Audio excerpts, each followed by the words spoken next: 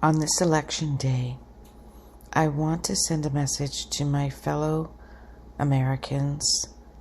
As a Canadian, I have close family members in the United States and traveled there several times a year to visit them, and I miss them.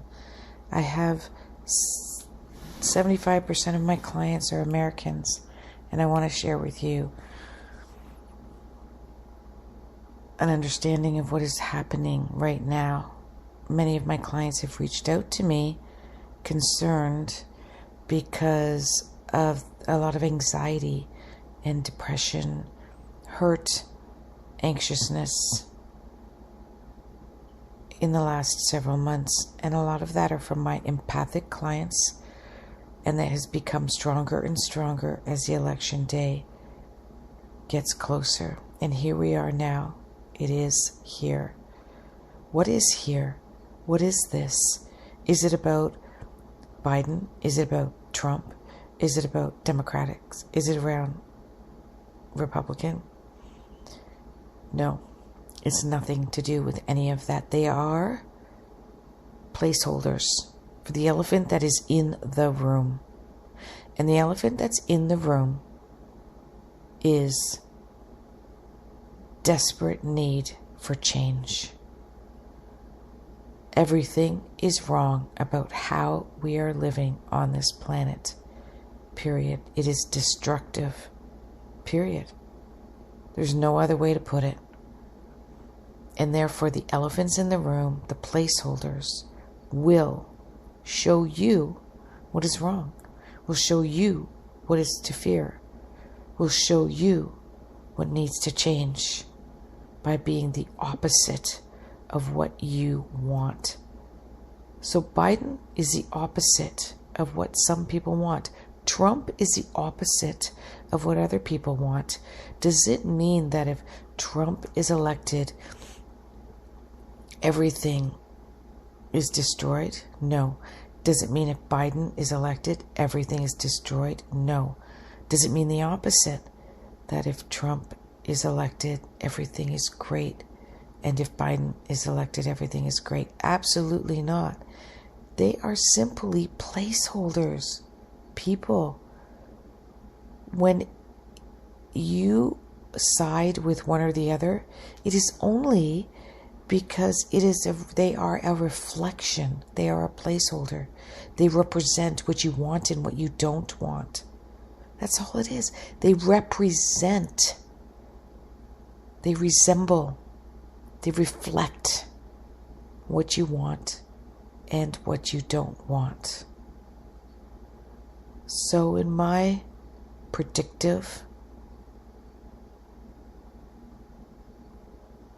nature, I will not say if Trump will win or lose, or if Biden will win or lose.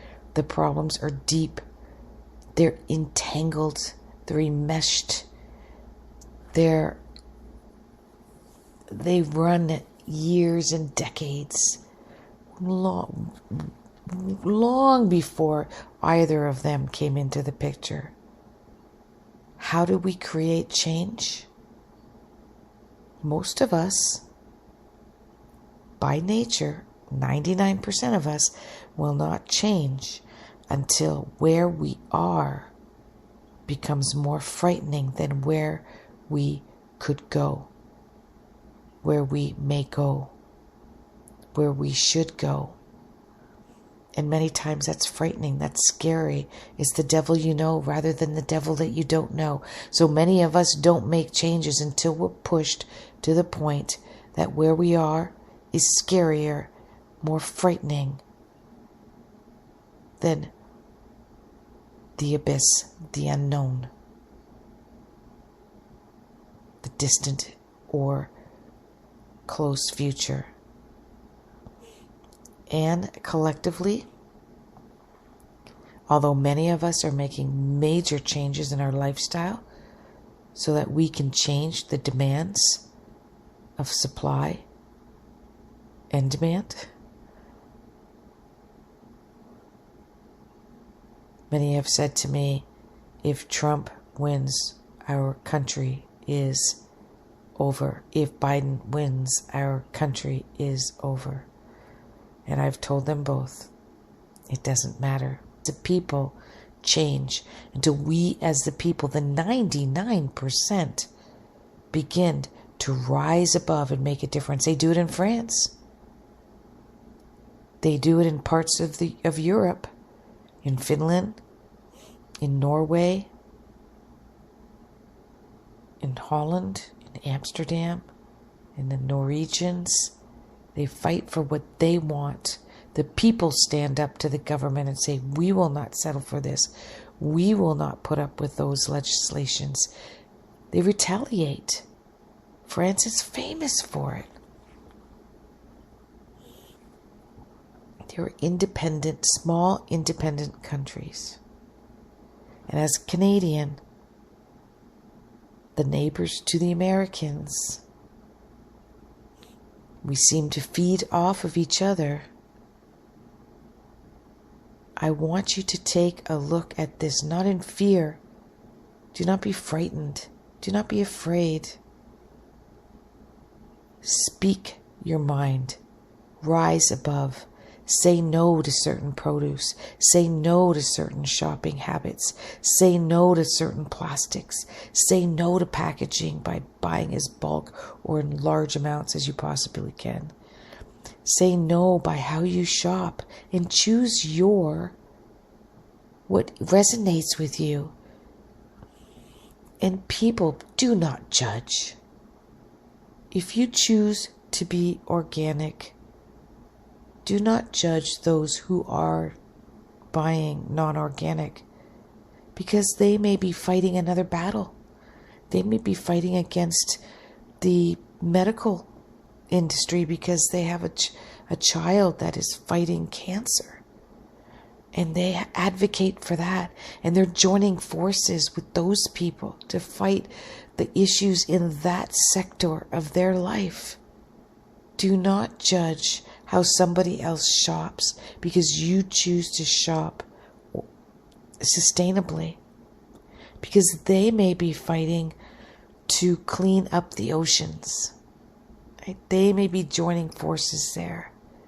Everybody just has to find their own little piece of the pie. And collectively, that's how we become a strength. We become a force to be reckoned with. We become the 99%. So I'm here with you. I meditate with you. I sit with you. And I would like you to join me in a meditation right now. It's not about politics. It's not about who believes in what and who doesn't. Let's not fight with our neighbors. Because there is one thing we all have in common. As the 99%, we all have one thing in common. And that is we want to heal the planet. We want love. We want gratitude. We want equality. We want fairness. And it's us who will deliver that, not the 1%. It is us who will demand it. Your vote is how you consume. Your vote is what you talk about. Your vote is how you know yourself. Your vote is how you believe in yourself and how you have faith in those just like you. Let's sit in meditation and affirmation. I am but a drop of water in the ocean, and yet the ocean does not exist without my droplet, because I am an important force. Only takes one droplet to become the ripple in an ocean. One. I can make a difference. I am powerful. I am safe. I can contribute. I believe in my human race. I believe in my people. I am love. I am confidence. I am faith. I am pride. I welcome all of the positive forces and energy from the universe, from source, from my higher power, from my soul. I bring in that powerful, positive energy. And I say to the universe, I want to heal. I want to believe. I do believe. I always will believe that we are in the midst of healing. We are in the midst of growing. I am love. I am love. I do not know what the future looks like. I do not know how this may take place. I may not see the big picture. And I know that that does not matter. I do not need to see that far to know who I am right here. I am a part of healing. And even if I'm suffering, I know that that is me being stretched, being challenged. And I have faith that my inner power will find its place in a place of lack, to begin to in heal. which we have this desire, these goals to possibly, on the high end, become famous.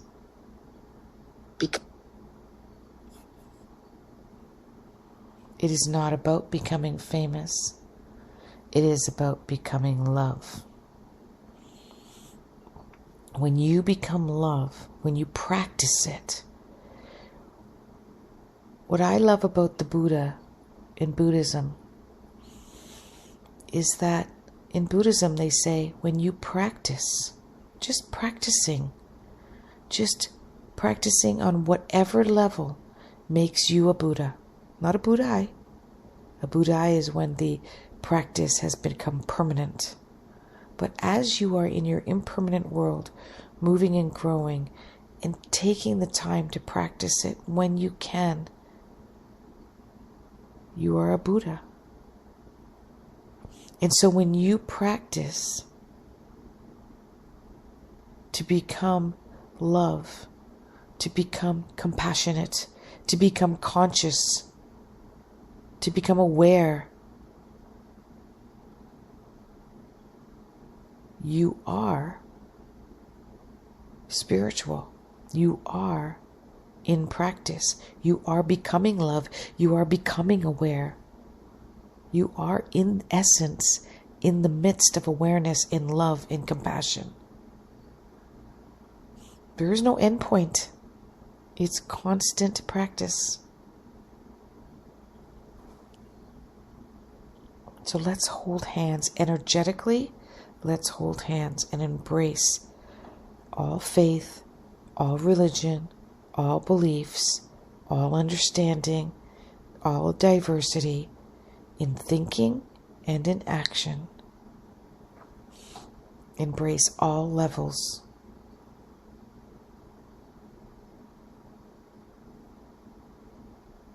All dimensions. And have faith. You are love. If you're human, you're love. Whether you embrace it or not, believe it or not, engage in it or not, you are.